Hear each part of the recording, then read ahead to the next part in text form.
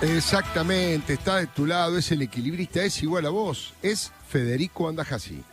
Alfredo, querido. Bueno, ayer te acordás que hablamos de Ricardo Guiraldes y de la obra que lo puso, yo te diría, entre los escritores más importantes de la Argentina, que es Don Segundo Sombra. Bueno, acordate que lo que nos llevó a hablar de ese clásico de la literatura gauchesca fue esta insólita conexión entre la toma del campo de los Echeveres con Ricardo Guiraldes y su obra. A ver, recordemos, Dolores Echeverre, quien, a pesar, como decías vos hoy, a pesar de la decisión de la jueza, permanece aún en el campo de la sociedad. Las Margaritas dijo hoy, textual, no voy a salir de acá, me van a tener que sacar muerta. Bueno, ya lo había hecho antes, y como hoy también la desalojaron y salió vivita y coleando, no hubo mayores problemas. Bueno, el hecho es que Dolores y su esposo Segundo Guiraldes, sobrino nieto del autor de Don Segundo Sombra, usurparon ya en 2005 la estancia La Porteña, que es el lugar donde Ricardo Guiraldes vivió y de hecho escribió aquella novela publicada en 1926. Pero vos sabés, Alfredo, que las coincidencias van todavía más allá, porque en aquella oportunidad la justicia se expidió en los mismos términos y el cuento tuvo el mismo final que el de hoy. Los usurpadores no tenían ningún derecho sobre la Porteña, dijo la justicia, que además es una estancia de importancia histórica, y debieron desalojarla por orden judicial lo antes posible.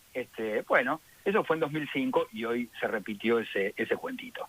Así que, como prometí ayer, Alfredo, vamos a aprovechar estas desopilantes vueltas del destino y vamos a hablar de temas más agradables, como es la literatura.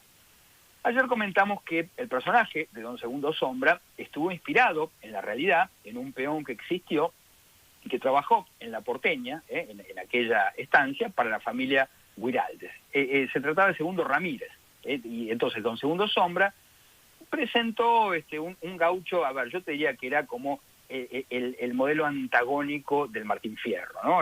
No era un gaucho rebelde, un gaucho matrero, sino que era un gaucho humilde, un gaucho manso, y para muchos ese fue precisamente el blanco de las críticas. Pues Jorge Luis Borges aseguraba que al propio Guiraldes no le gustaba el libro, que le parecía una criollada, decía Guiraldes, y que estaba harto de los criollos. Eso es lo que solía decir, en la intimidad por lo menos, Guiraldes. Pero lo que pasó después con el libro lo sorprendió. Vos sabés que Leopoldo Lugones hizo una crítica muy elogiosa de Don Segundo Sombra, y eso, claro, lo catapultó a la fama.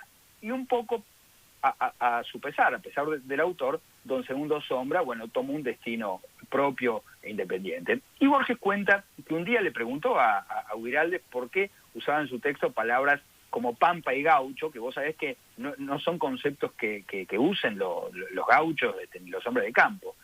Y Guiraldes, sin ningún eufemismo, le dijo, bueno, que él escribía para los porteños, no para los peones. Y en una oportunidad, Paul Grusac hizo la siguiente observación sobre Don Segundo Sombra. Dijo, es un libro que trata del gaucho, diría sin intenciones de crítica, que se le ha olvidado el smoking encima del chiripá. Y así eran las críticas que recibía Don Segundo Sombra. Es decir, la novela habla de un gaucho sentimental, desde la mirada del patrón, lo cual no necesariamente implica una impostura, sino más bien una interpretación de la realidad desde su propio lugar.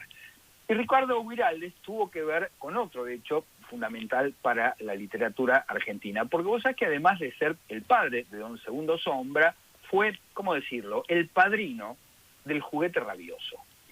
Muchos oyentes tal vez se estén preguntando qué tendrá que ver ese campo melancólico del que habla Guiraldes con la obra de Roberto Alt, un autor bien citadino, muy poco rural, de hecho no te diría nada. Y vos sabés que la relación es sorprendente. Escuchá esta historia porque es muy interesante. Roberto Alt fue secretario de Guiraldes, de aquel hacendado de San Antonio de Areco, y tenían una relación muy, muy entrañable. Y de hecho Guiraldes leía los textos, algo desprolijos, como sabemos, de Roberto Alt, y le señalaba errores, le daba algún que otro consejo, sugerencias. Pero vos sabés que quizá la más memorable, la más importante de las sugerencias, sea precisamente el título de la novela artiana por excelencia. Vos sabés que Art había titulado su texto como La vida puerca, hay que decirlo, un título horrible. Y a Guiraldes, de hecho, le pareció demasiado explícito y le sugirió algo más poético, y se le ocurrió a él El juguete rabioso. Mirá vos. Y Noé Gittrick, vos sabés que contaba una historia deliciosa. Es que Guiraldes y Art se leían mutuamente los textos y los sometían a críticas mutuas, porque más allá de la relación de trabajo que tenían, se consideraban, y con justicia, colegas. Y en muchas oportunidades, la esposa de Guiraldes, se llama Adelina del Carril, que era una gran amante de la literatura, participaba también de esas lecturas. Qué suerte, ¿no? Tenía, diría yo, me hubiera encantado estar ahí, aunque sea como mosca. El caso es que cuando Art llegó a la casa de su maestro con el manuscrito de La vida puerca, todavía se llamaba así, bajo el brazo, el matrimonio Guiraldes se sentó para escuchar la lectura, y Roberto Art, claro, se quedó mudo. Dijo: yo no puedo, maestro, le pido por favor a la señora que se retire, no puede leer este texto en su presencia. O sea que Art consideraba que era un libro que no podía ser leído por mujeres. Bueno, claro. Y ambos autores publicaron sus obras cumbre, fíjate vos, el mismo año, en 1926. En la revista Proa, que dirigía Borges, se publicaron por gestiones de Guiraldes varios capítulos del Juguete Rabioso, lo que, claro, le abrió a Roberto Art las puertas de un público lector al cual no podía haber llegado de otra manera.